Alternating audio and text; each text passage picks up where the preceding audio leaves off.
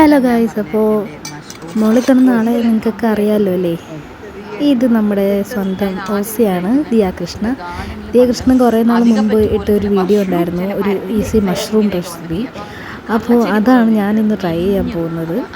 ദിയാകൃഷ്ണൻ അതിനെപ്പറ്റി പറയുന്നൊരു വീഡിയോ ആണ് കേട്ടോ ഞാൻ ആഡ് ചെയ്തേക്കുന്നത്. നിങ്ങൾക്ക് അറിയില്ല എന്നുണ്ടെങ്കിൽ അപ്പോൾ നമുക്ക് റെസിപ്പിയിലേക്ക് കിടക്കാം. ആദ്യം തന്നെ എണ്ണ ഒഴിച്ചു, കുറച്ച് കടുകിട്ടു.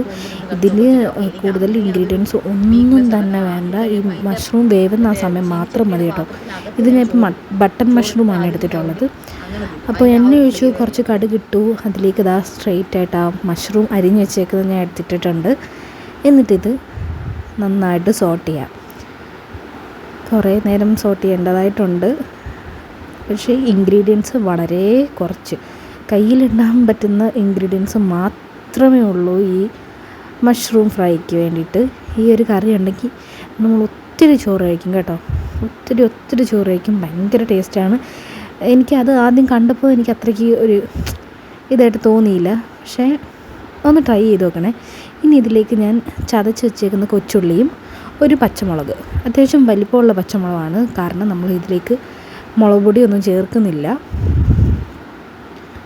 അപ്പോൾ ആ ചതച്ച് വെച്ചേക്കുന്ന കൊച്ചുള്ളി തന്നെ ഇടുക, സവാള ഇടണ്ട, കൊച്ചുള്ളി തന്നെ ഇടുക, അതാണ് ടേസ്റ്റ്. എന്നിട്ട് പച്ചമുളക് ഇട്ടിട്ടുണ്ട് ഞാൻ. ഇതിന് നന്നായിട്ടൊന്ന് സോട്ട് ചെയ്യാം കേട്ടോ. ഇതിൽ മസാലയൊക്കെ ഇട്ട് ചെയ്യുന്നവരുണ്ട്, പക്ഷേ ഇങ്ങനൊരു രീതിയിൽ ഒന്ന് നിങ്ങളൊന്ന് ട്രൈ ചെയ്ത് നോക്കണേ, അപ്പോൾ അറിയാം ഇതിൻ്റെ രുചി. പിന്നെ ഒരു കാര്യം പറയാം, കുറേ പേര് മഷ്റൂം വേവിക്കുമ്പോൾ അടച്ചു വെച്ച് വേവിക്കാറുണ്ട്. ബട്ട് ബിഗ് നോ ആണ്. മഷ്റൂം വേവിക്കുമ്പോൾ അടച്ചു വെച്ച് വേവിക്കേണ്ട, തുറന്ന് വെച്ച് തന്നെ വേവിച്ചാൽ മതി. കാരണം അതിൽ നിന്ന് വെള്ളം ഇറങ്ങിക്കൊണ്ടേയിരിക്കും, വെള്ളം വറ്റില്ല. ഇതാ ഞാൻ 2 തണ്ട് കറിവേപ്പിലയും കൂടി ഇട്ട് കൊടുത്തിട്ടുണ്ട് കേട്ടോ. അപ്പം തന്നെ നല്ലൊരു മണമൊക്കെ വരുന്നുണ്ടാവും. അപ്പം നിങ്ങളെന്ന് ശ്രദ്ധിക്കുക, മഷ്റൂം വേവിക്കുമ്പോൾ അടച്ചു വെക്കാതെ വേവിക്കുക. ഇനി ഞാൻ ആവശ്യത്തിന് ഉപ്പ് ഇട്ട് കൊടുക്കുന്നുണ്ട്.